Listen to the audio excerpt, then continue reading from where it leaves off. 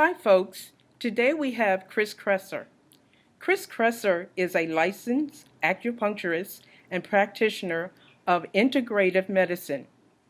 He is a down to earth person from the East Bay area. I discovered Chris when I was misdiagnosed with a gallbladder concern on the internet. I'm interviewing Chris because I follow the paleo diet and I'm ready to personalize my lifestyle. Today, Chris will discuss his book, Your Personal Paleo Code. Hi, Chris. Hi, Rosetta. It's a pleasure to be here. Thanks for having me. Oh, you're welcome, Chris. For me, this is a privilege and an honor to talk to you. Well, thank you. You're welcome.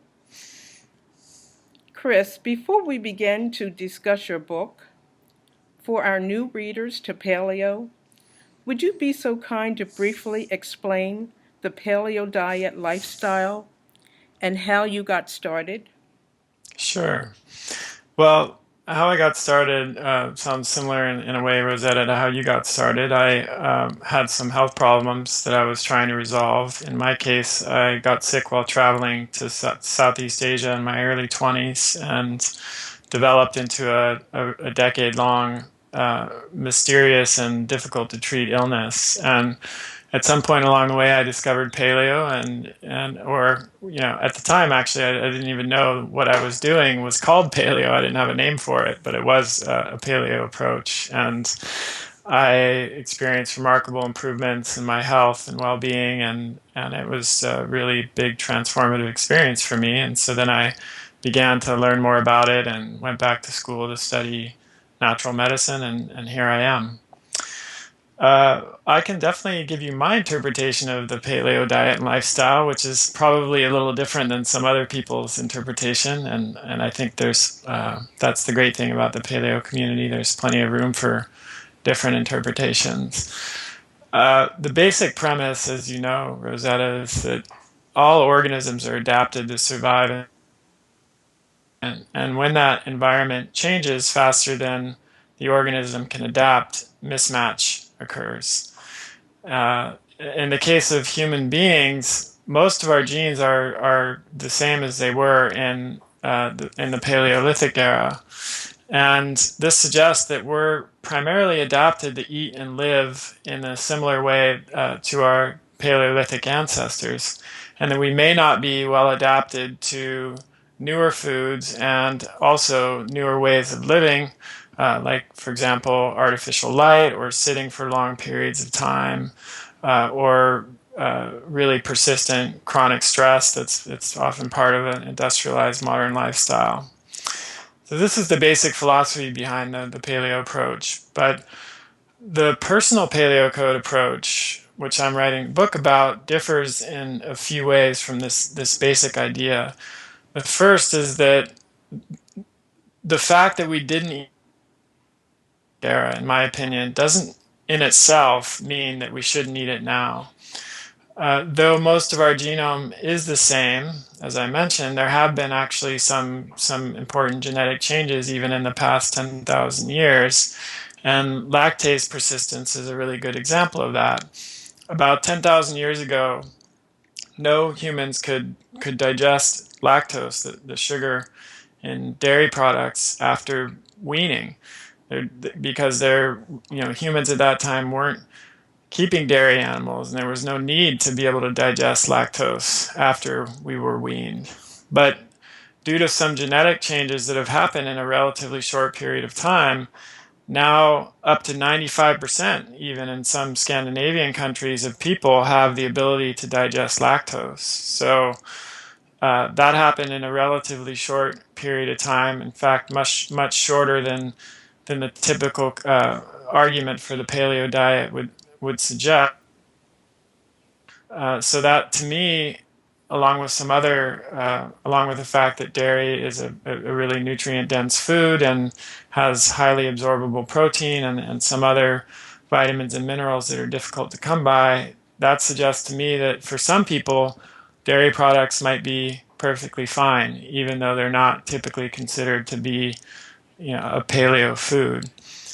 Some other examples would be there are some genetic changes that affect our carbohydrate tolerance and ability to break down starch. The enzyme amylase that's produced in the saliva, is present in the saliva, helps us to break down starch, is present in different amounts in different populations. So a population that has a lot of amylase, typically in their saliva, would theoretically have a more of an ability to tolerate starch and digest carbohydrates than another population that has lower levels of salivary amylase.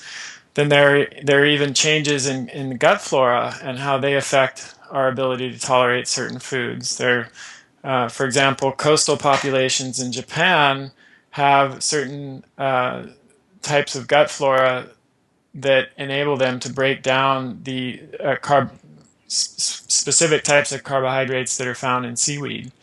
And in fact, this genetic information down to their children and their children's children, and so the people who live in these regions can break down the sugars in seaweed in a way that people who don't live there cannot. But if you were to move there after a period of time living there, you would eventually acquire that ability, just like the people or the generations down would acquire that ability, just like the people who live there have it now. So for me, paleo is a lot more about what isn't included than what is, because there's a really wide range. Humans can tolerate a really wide range of macronutrients. Some populations eat a lot of carbohydrates. Some eat really low carbohydrate diet with a lot of fat. Some have a more moderate balance. But in all of the cases, it's what they're not eating that really suggests or that really accounts for their better health. So that they're not eating modern processed and refined foods. They're not eating white flour and white sugar. They're not basing their diet almost exclusively on grains and legumes. They're not eating a lot of industrial seed oils, and they're eating whole, nutrient-dense, real foods. Okay, now you mentioned nutrient-dense foods. Can you give me some examples? Sure. So when I say nutrient density, what I'm referring to is micronutrient density. So we just talked about macronutrients like protein, fat, and carbohydrates, and they're of course important, but micronutrients are what really fuel the processes of the body, and these include vitamins and minerals, antioxidants, etc.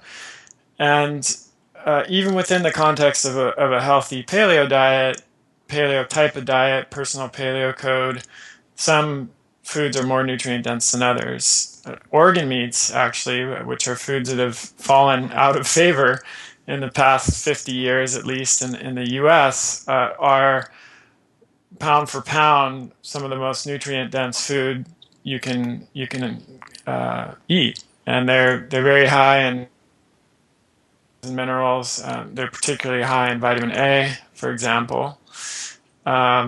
Meat is very nutrient dense. A lot of times people think only of vegetables when they think of nutrient dense foods, and it's true that vegetables are rich in nutrients, but actually many meats, particularly red meats, are more nutrient dense than vegetables, at least when we're talking about the commonly recognized nutrients that are beneficial for health.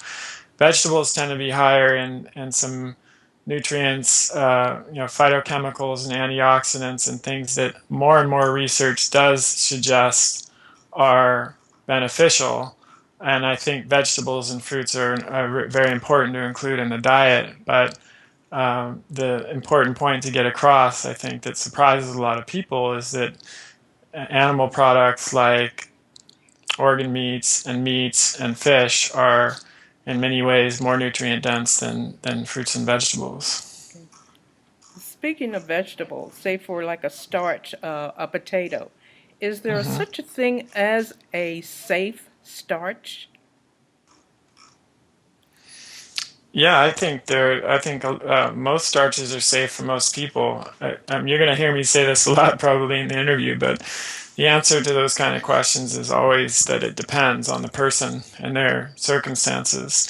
But the salivary amylase, which we talked about in the beginning of the interview, amylase is the enzyme that helps us break down starch, and humans have been eating starch for a very, very long time.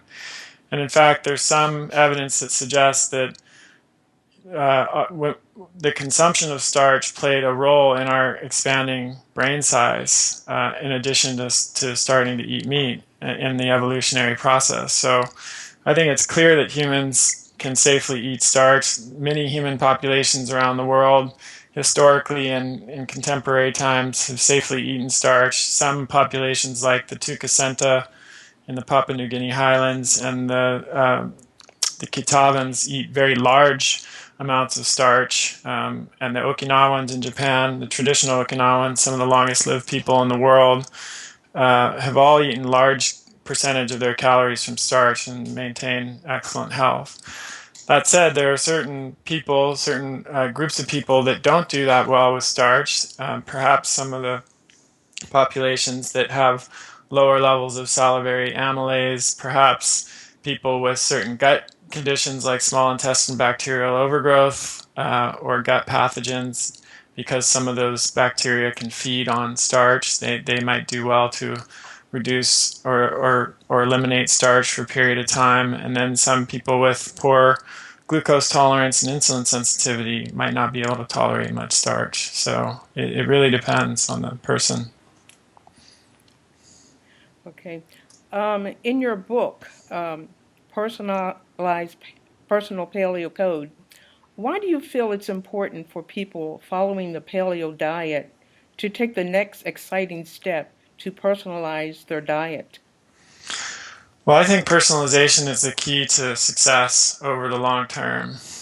So many people experience a really significant initial improvement when they start paleo, and many people will continue to maintain that improvement without much tweaking. But I would say the majority of people actually will need to continue to tweak it to make it work for them over the long term. And I treat patients. I have a private practice where I treat patients, and most of the people that I treat are already familiar with the paleo diet when they come to see me. So I'm seeing a large group of people who've been doing paleo but are still having problems, and a lot of my work with them is teaching them how to customize paleo for their own particular needs.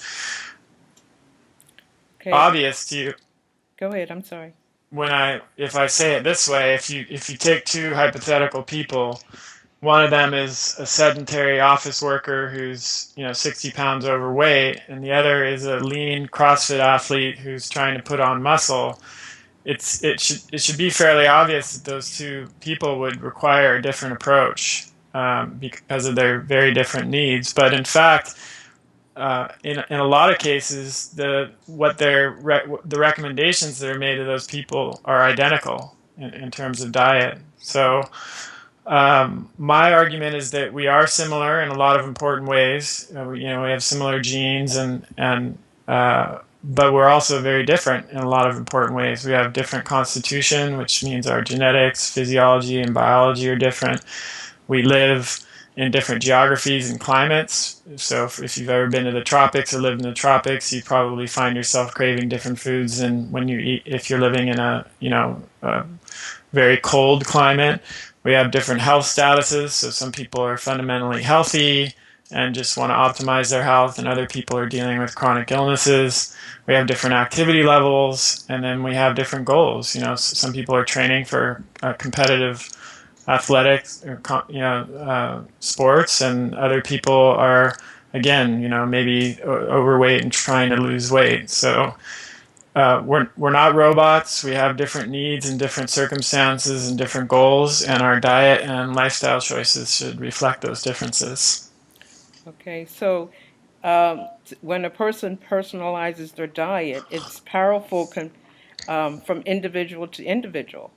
Mm-hmm. Yes. Absolutely. I mean, it can be the difference between chronic disease and optimal health. So, for example, I have patients that come to me and they're on a paleo diet, as I mentioned. Maybe they read a book about paleo, or they've encountered a website and they started doing the basic paleo approach, and perhaps it helped in some ways, but it caused other problems, or maybe it helped at first, and then after a while they started to feel worse again. And then when we start working together, we just make some changes, still within the basic paleo context, and sometimes even relatively simple changes can have a profound effect and make the difference between somebody feeling chronically ill and someone feeling like they're healthy. So you would say that it's important that a person has a consultant to guide them through the personal steps? I don't think it's always necessary. That really depends on a few different factors. It depends on the complexity of someone's health situation. Generally, if it's a simple problem, they may be able to figure it out on their own, or with a little help from people on online forums or something like that. But if they have a very complex situation like autoimmune disease and gut problems and multiple different issues that are happening concurrently, I think it's going to be more likely that they'll need some expert guidance. I think it also depends on whether they have support from family and friends. Support is a really crucial factor in long-term success with making dietary and lifestyle changes. And somebody who is completely on their own, doesn't have the support of their spouse or significant other or family, doesn't have any friends that are doing this eating this way, I think that person's a lot more likely to benefit from having a guide. And then it just comes down to also personality differences. Like some people are really do-it-yourselfers, and other people really appreciate the support of having somebody on their team, and the accountability of reporting to somebody, and it depends on commitment level. So along the same lines, there are people that you can just tell them what to do, and they'll do it, and they don't really need much guidance or prompting. And then there are other people who really need the kind of structure that you get when you work with an experienced guide, whether that is a nutritionist or a medical practitioner or clinician of some kind. So this is very personal. The personal paleo code is personal. It's personal. I mean, I'm writing a book, so of course it's not like it's not personal to the point where you're working with one person. But I tried. The whole point of the book was to try to share how to personalize the process without having a consultant or a guide. And there's a lot. I've developed over the years of working with people certain guidelines that guide my work with people and that I use myself. And so I figured that sharing those guidelines with people so that they can at least get a very big start in personalizing their diet and their lifestyle would be helpful. And I think maybe the 80-20 rule kind of applies here. For 80% of people, I hope that the book will be, along with the tools that I'm going to offer with the book, which are pretty substantial, will be enough for them to meet their needs. But maybe another 20% will, because of the complexity of their situation, they'll still need additional support from a clinician. Now, you mentioned tools. Can you explain how your online tools allow a person to create a highly personal meal plan? Sure. So when I first started this, I got involved in this, and I was working with patients. A lot of my patients complained that they weren't able to find recipes and meal plans that were suitable for their particular dietary preferences. I mean, at that time, there weren't as many paleo cookbooks as there are now, but even then, if I had them on a special variation of the paleo diet, like a lower carb version or an autoimmune version or a low FODMAP version, they didn't. There weren't really any resources that they could turn to for recipes just for them. So I came up with the idea of creating what we call a meal plan generator, the Paleo Meal Plan Generator, where you could input exactly your dietary needs or preferences, which foods you eat and which foods you don't eat, and then you could just hit a button and it would spit back a completely customized meal plan with only the ingredients that are safe for you to eat. And so that's what we did. And when you get there, you basically open up the application and you log on to the website, and then you can choose. There's a list of foods on the left that you can exclude from the meal plan. And so, for example, you can exclude the entire dairy category with the click of a button, or you can exclude individual dairy products. So let's say you do fine with ghee and butter, but you don't tolerate cream or yogurt or kefir or cheese. So you can selectively exclude those. You could exclude nightshades. You could exclude nuts. You could exclude.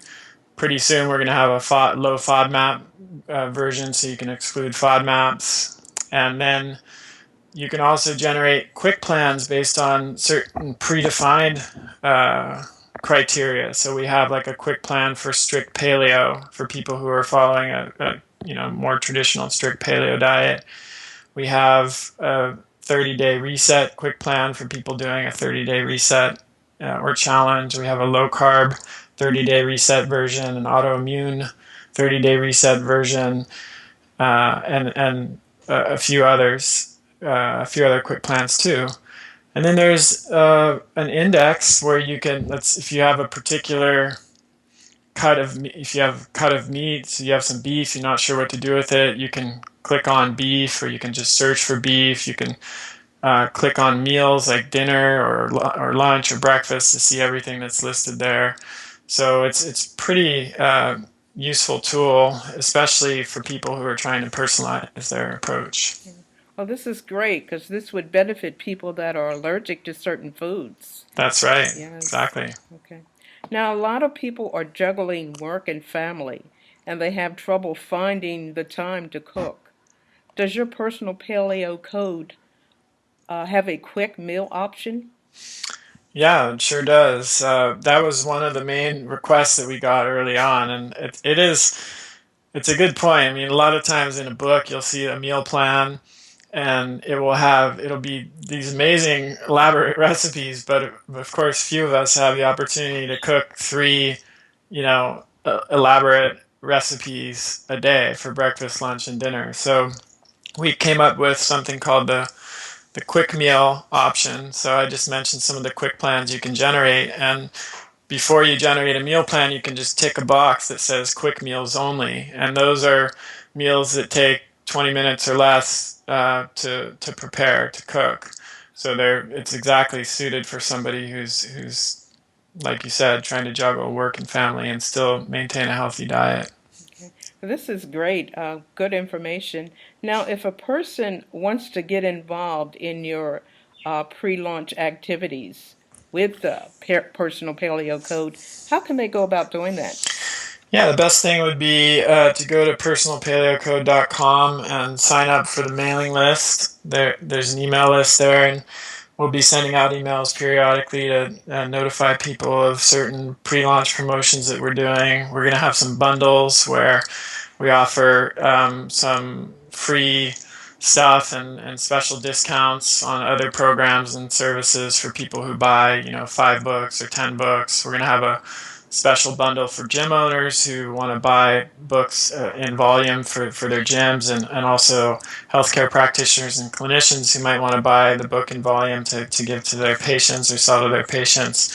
So we're going to have some great bundles there, and then we're going to, there'll be information on live events that I'm going to be doing as the book launch approaches, and then other some virtual book tour, virtual events, and other opportunities to win some prizes and get involved in the launch of the book. Okay, that sounds great. You can sign me up. All right, I'm fantastic. excited, very excited. Now, this is your first book. Mm-hmm. What was the experience like, and what are your thoughts and reflections about the book? The experience has been really positive for me. It's funny. Early on, of course, I was going through the process that a lot of authors do, trying to figure out I was going to self-publish or whether I would publish with a smaller publisher that's more focused on the paleo niche, like Victory Belt, for example, or whether I would try to publish with one of the larger publishers, the larger New York publishers. And I ended up, for a variety of reasons, deciding to go with a larger publisher. And then there were a number of kind of serendipitous events that I ended up choosing to work with a really fantastic agent, Richard Pine, at Inkwell Management, and then he helped me finish up the proposal, and we submitted it. And Little Brown, which is a division of Hachette Group, one of the big six New York publishers, was the one that we chose. We got a few different offers, and I was extremely impressed with Little Brown as a publisher, and I met their team, and I really resonated with the people that I met, and felt that they had the most to offer in terms of the relationship and the publishing process. So it's been a very tight timeline, but that's been largely fine. I fortunately write pretty fast, and if anything, I wrote too fast because I ended up with about 650 pages for the rough draft, and the book can only be about 425, so I had to cut a lot out. And the good news is, though, that anyone who buys the book will still have access to all of that extra material that didn't make it into the print version of the book, because we're going to offer it on the book website. So for anybody that buys the book, they'll have a special code that they can use to register for that material, and there's going to be 10 extra chapters, bonus chapters, on how to use paleo, customized paleo for particular health conditions, that will be available on the website to anyone who buys the book. Where can a person pre-order a copy of your personal paleo code book? You can do that at Amazon or Barnes and Noble or Books A Million. The best, probably the easiest thing to do is go to personalpaleocode.com. And there's a list of all the places where you can pre-order the book there. There's also a video of me introducing the book, and that's where you sign up for the email list to be notified of any future promotions that we do for the book too. Okay, and what website can a person contact you at? Probably my website, my main website. Best way to do that, if you go to chriskresser.com, you click on the contact tab in the navigation bar. There's a little form there that you can fill out, and that's the best way to do it. Wow, that sounds great. Thank you so much, Chris. You're welcome. Yes. Thank you, Rosetta. Thank you. Now, the paleo lifestyle is a great starting place. The key to making it successful over a long term is personalized to meet your unique needs and goals. Today, Chris Kresser has shared with us a simple yet powerful 3-step process to discover your own personal paleo code and transform you into the lean, energetic person you were designed to be. Chris, we thank you for this valuable information, and we wish you the best success with your book. Thank you again. My pleasure, Rosetta. Thank you.